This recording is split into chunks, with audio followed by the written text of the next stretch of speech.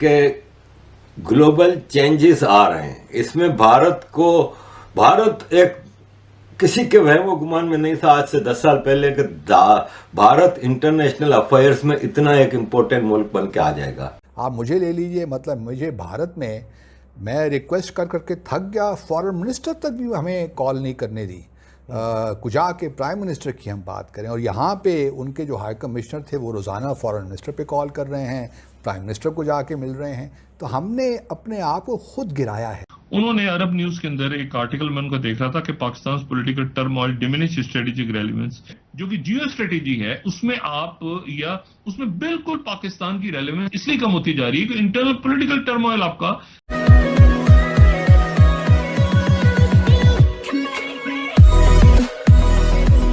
नमस्कार दोस्तों, ये वायरल फैक्ट। और इस वीडियो के अंदर दरअसल बात हो रही है कि हमने मतलब पाकिस्तान यहाँ पर, या फिर कहे कि पाकिस्तान की मीडिया, या फिर कहे कि पाकिस्तान का जो यहाँ पर डिप्लोमेट बात कर रहा है उसने खुद यहाँ पर कबूला है कि हमने खुद की यहाँ पर इज्जत गिराई है। और इज्जत कैसे गिराई है कि सिचुएशन इतनी ख़राब उन्होंने खुद की है। अब मान लीजिए कि पाकिस्तान के अंदर अगर किसी भी बड़े मिनिस्टर को किसी को मिलना है दूसरे कंट्री के, तो अगर दूसरे कंट्री का कोई छोटा आदमी भी होगा तो आसानी से यहाँ पर मिल पाएगा पाकिस्तान के किसी भी बड़े मंत्री से। लेकिन अगर मान लीजिए कि वही बात अगर पाकिस्तान को किसी इंडिया के बड़े मंत्री से मिलना है तो वो नहीं मिल पाएगा। नीचे के लेवल के जो डिप्लोमेट्स या फिर नीचे के लेवल के जो सचिव होते हैं उनसे ही उनको मिल के यहाँ पर अपनी बात आगे पहुँचानी पड़ेगी। और यहाँ पर इसी के बारे में चर्चा हो रही है कि जो पहले हुआ करता था कि इंडिया को काउंट नहीं किया जाता था, जो दुनिया के अंदर सब बहुत बड़ी बड़ी बातें हुआ करती है उसमें, लेकिन अब कोई ऑप्शन है नहीं दुनिया के पास कि भाई इंडिया को आपको काउंट करना ही पड़ेगा। तो दोस्तों यहाँ पर इसी के बारे में चर्चा हो रही है और इंडिया का इंपॉर्टेंस दुनिया के अंदर कितना बढ़ चुका है ये भी बहुत बड़ी बात यहाँ पर हो चुकी है। और यहाँ पर डिटेल में कहा गया है कि भाई पाकिस्तान ने अपनी रेपुटेशन कैसे ख़राब की। हालांकि ये बात नहीं है कि खुद ने अपनी रेपुटेशन ख़राब की। जब आप कोई बात करते हो और जब आपके अंदर कोई कॉन्फिडेंस झलकता है तो उसके लिए एक बैकग्राउंड होता है, जैसे कि इकोनॉमिकली आप बहुत बैकग्राउंड आप स्ट्रांग हो, पॉलिटिकली स्ट्रांग हो, आपके वहाँ बहुत सारी इंडस्ट्री है वगैरह वगैरह, इस टाइप की बात। लेकिन यहाँ पर ऐसी कोई चीज़ है नहीं, वही चीज़ आपको यहाँ पर आपको कॉन्फिडेंस डिराइव करती है आपका।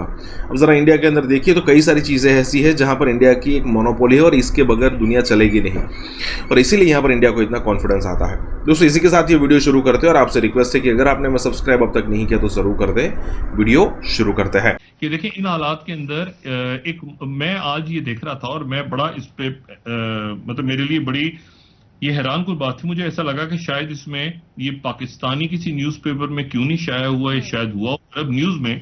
सलमान बशीर साहब जो हैं, सलमान बशीर साहब हमारे बड़े ज़बरदस्त डिप्लोमेट हैं और डिप्लोमेट रहे हैं और फॉरेन सेक्रेटरी भी, साबिका फॉरेन सेक्रेटरी भी और इंडिया में हाई कमिश्नर भी रहे हैं सलमान बशीर साहब। उन्होंने अरब न्यूज के अंदर एक आर्टिकल में उनका देख रहा था कि Pakistan political turmoil diminish strategic relevance, जो सियासी अदम इस्तेकाम मुल्क में पैदा हो गया है उसकी वजह से जो स्ट्रेटेजिक मामलात हैं, जो मैं हर रोज कहता हूं कि जो इर्द गिर्द के हालात हैं उसमें पाकिस्तान की रेलेवेंस कम होती जा रही है। यानी इतना खूबसूरत आर्टिकल उन्होंने लिखा है सलमान बशीर साहब ने।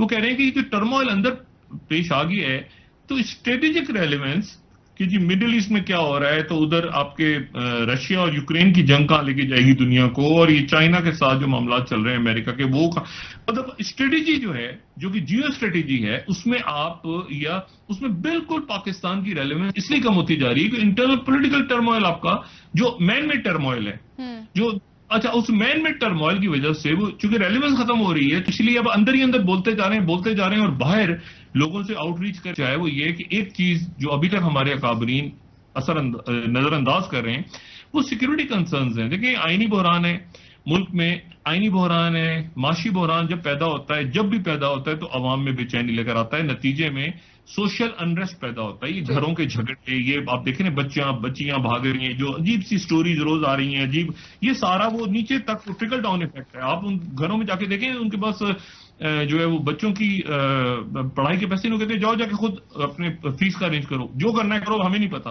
वो बच्चों पे निकल के जो मर्जी उनका करते हैं। बात ये सारी कि इसमें ये उसके ग्लोबल चेंजेस आ रहे हैं। इसमें भारत एक किसी के वहम गुमान में नहीं था आज से 10 साल पहले कि भारत इंटरनेशनल अफेयर्स में इतना एक इम्पोर्टेंट मुल्क बन के आ जाएगा।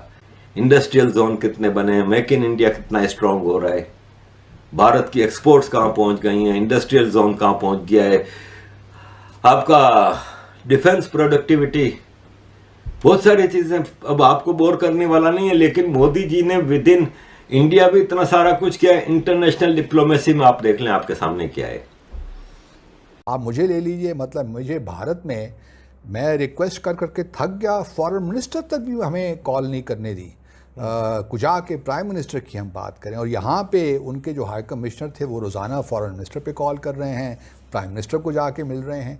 तो हमने अपने आप को खुद गिराया है, हमने रेसिप्रोसिटी को मलहूज़े खातिर नहीं रखा माजी में, और आज भी हम वही कर रहे हैं। आज भी किसी सफ़ीर को पाकिस्तान की आप देख लीजिए, कहीं भी दुनिया में किस पाकिस्तानी सफ़ीर ने, इवन टर्की जैसे मुल्क में जो हमारा करीबी मुल्क है, आज तक आपने सुना है कि हमारे सफ़ीर ने जाके एर्दोवान साहब से मुलाकात की हो? फॉरेन मिनिस्टर की हद तक मैं समझ सकता हूँ टर्की में, वो भी जब आपने कोई खास विजिट हो या कोई फाइनलाइज मैसेज कन्वे हो। करना हो, कोई मरासला लेकर जाना हो, तब हो जाता है। लेकिन आम हालात में इस किस्म का काम दुनिया में कहीं भी नहीं होता जो पाकिस्तान में होता है। इवन श्रीलंका और नेपाल जैसे मतलब हमारे साउथ एशियन मेंबर कंट्रीज़ हैं, छोटे ममालिक में भी नहीं होता। अच्छा, इंडिया के हवाले से मुझे बताइए कि जो एक रोलर कोस्टर राइड सी नज़र आती है कि शहबाज शरीफ जो हैं वो पहले ख़त लिखते हैं, जवाबी ख़त लिखते हैं बल्कि नरेंद्र मोदी का, उसमें 5 अगस्त 2019 के इक़दाम का तज़किरा नहीं करते, टेररिज्म के ऊपर एक माज़रत खाना रवैया इख्तियार करते हैं। उसके बाद उन्होंने जो अपनी स्पीच की थी पार्लियामेंट में पहली, उस वक्त भी उनका यही रवैया था, और पाकिस्तान एक डिविएट करता हुआ नज़र आता है अपनी पोजीशन से। उसके बाद ये होता है कि आपने देखा होगा कि भारत जो है वो अमेरिका के साथ स्ट्रेटेजिक पार्टनरशिप अपनी कर रहा है, लेकिन वो कभी कहता नहीं है कि जी हम किसी कैंप पॉलिटिक्स का शिकार नहीं होंगे। हम ये क्यों बार बार ही कह रहे हैं कैंप पॉलिटिक्स का हम नहीं करेंगे? मुझे इससे भी इख्तिलाफ है। जो हमारी पहली नेशनल सिक्योरिटी पॉलिसी आई और वो खान साहब के ज़माने में आई, मैंने उससे भी तनकीद की, क्योंकि मैं समझता हूँ कि उसमें बास फॉर्मुलेशन बड़ी डेंजरस थी। वो चाइना के हद तक भी अप्रीहेंशंस क्रिएट करना जा रहे थे हम लोग। तो हमें थोड़ा सा फॉरेन पॉलिसी के मैदान में मैं समझता हूँ कि थिंक थ्रू करना चाहिए। सियासी बयानात